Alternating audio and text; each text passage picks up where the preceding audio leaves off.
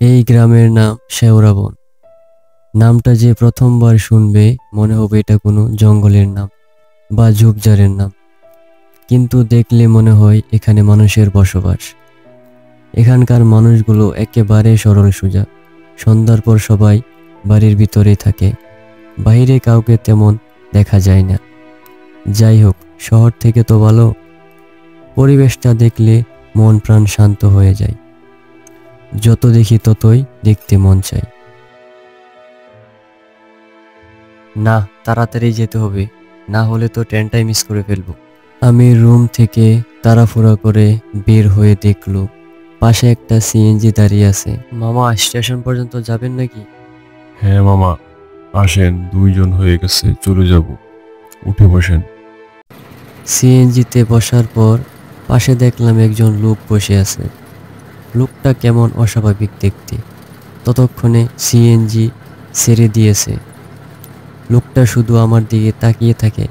দেখে মনে হয় মনের মাঝে চাপা একটা কষ্ট, হয়তো আমাকে কিছু একটা বলতে চাই। এসব চিন্তা করতে করতে হঠাৎই ডাক। মামা, এসে গেছি, নেমে পড়েন। দেরি করলে ট্রেনটা নিয়ে চলে যাই। আমির সিএনজি ড্রাইভারকে টাকা দিয়ে চলে গেল টিকিট কাউন্টারে। দাদা, একটা টিকিট দেন তো। হাত বাড়িয়ে টিকিটটা নিয়ে নিল।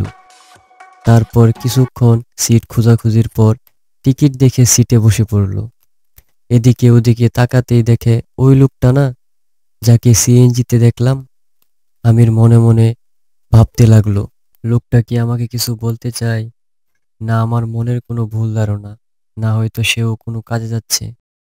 এইসব চিন্তা বাদ দিয়ে কানে হেডফোন লাগিয়ে চোখ বন্ধ করে গান শুনতে লাগলো। আমির যাবে তার অফিসের কাজে, গ্রামের মানুষদেরকে নিয়ে একটা সার্ভে করার জন্য। মানে, এক কথায় বললে চলে, গ্রামের মানুষের জীবনযাপন কেমন, কি তাদের চাহিদা।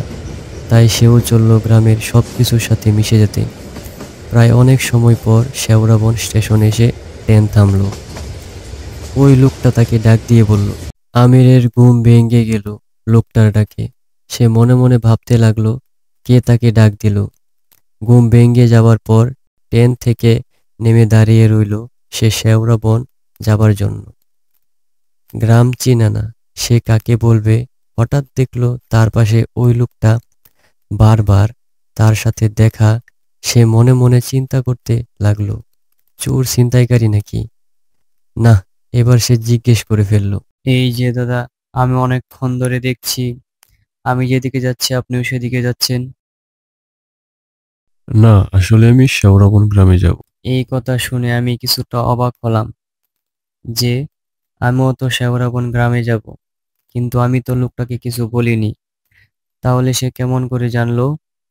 আবার এদিকে রাতও হয়ে গেল, তাহলে চোর কিংবা ছিনতাইকারী না, এটা ভেবে সান্ত্বনা পেলাম, হয়তো সে তার কাজে যাচ্ছে। ও আচ্ছা দাদা, আমিও তো সেখানে যাচ্ছিলাম। আপনি কি জায়গাটা চেনেন? আরে চিনি মানে, আমি তো সেখানে বেশি সময় কাটিয়েছি। আমার সব চিনা। এই তো খানিকটা দূর। হুম, যাই হোক, তাহলে চলেন যাওয়া যাক। তারা গ্রামের আঁকাবাঁকা রাস্তা দিয়ে হাঁটতে লাগলো। কিছু সময় হাঁটার পর, এই যে দাদা, আপনার নামটা তো জানা হলো না। আপনার নাম কি? আমার নাম আমির। ও, আমার নাম কাকন। তো আপনি এত দূর থেকে এই গ্রামে কেন আসলেন? ও, আমি এসেছিলাম গ্রামের মানুষের জীবনযাপন, তাদের চলাফেরা কেমন তা নিয়ে একটা রিপোর্ট লেখার জন্য। আমার অফিসের বস চাইলো, তাই। ও আচ্ছা। তারা হাঁটতে হাঁটতে কথার মাঝে খানিকটা সময় কেটে গেল। তারপর কাকন বলল, দাদা, আপনি একটু দাঁড়ান, আমি যাবো আর আসবো। দাদা, কোথায় চললেন এই জঙ্গলের মাঝে আমাকে একা রেখে? এই তো দাদা, একটা কাজ আছে, 2 মিনিট দাঁড়ান। এই কথা বলে কাকন চলে গেল। এদিকে আমির ভয়ও পাচ্ছে, গ্রামে কখনো আসেনি, কি থেকে কি যে হয়। এখন আর কোনো রাস্তা নেই আমিরের, তাই সে বাধ্য হয়ে দাঁড়িয়ে রইল। হঠাৎ একটা আওয়াজ শোনা গেল। ও ও দাদা, আমি বাঁচতে চাই, আমাকে রেখে যেও না, আমি বাঁচতে চাই। ভয়ে ভয়ে কিছুটা এগিয়ে গিয়ে দেখলো কাকন মাটিতে পড়ে আছে। শরীরের মাংস পচতে শুরু করেছে, যেন অনেক দিন হয়ে গেল মারা গেছে। আমির ভয়ে বলতে লাগলো। দাদা, কি হলো? আপনার এই অবস্থা কেন? পাশ দিয়ে এক কালো ছায়া মূর্তি ভেসে উঠল আর বলল, দাদা, আপনি যে অফিসে চাকরি করেন, আমি সেই অফিসের নিচের ফ্লোরে চাকরি করি। আমি আপনাকে প্রায় দেখি, কিন্তু আপনি হয়তো আমাকে দেখেন, হয়তো কাজের চাপে মুখগুলো মনে থাকে না। অফিস থেকে ছুটি নিয়ে বাড়ি যাওয়ার সময় বজ্রপাতে আমি মারা যাই। আমার লাশটা শেয়াল কুকুর জঙ্গলের ভিতরে নিয়ে গিয়ে ছিঁড়ে ছিঁড়ে খাচ্ছিল। তাই আপনাকে একটু কষ্ট দিলাম। দয়া করে আমার লাশটা আমার পরিবারের কাছে পৌঁছে দিবেন।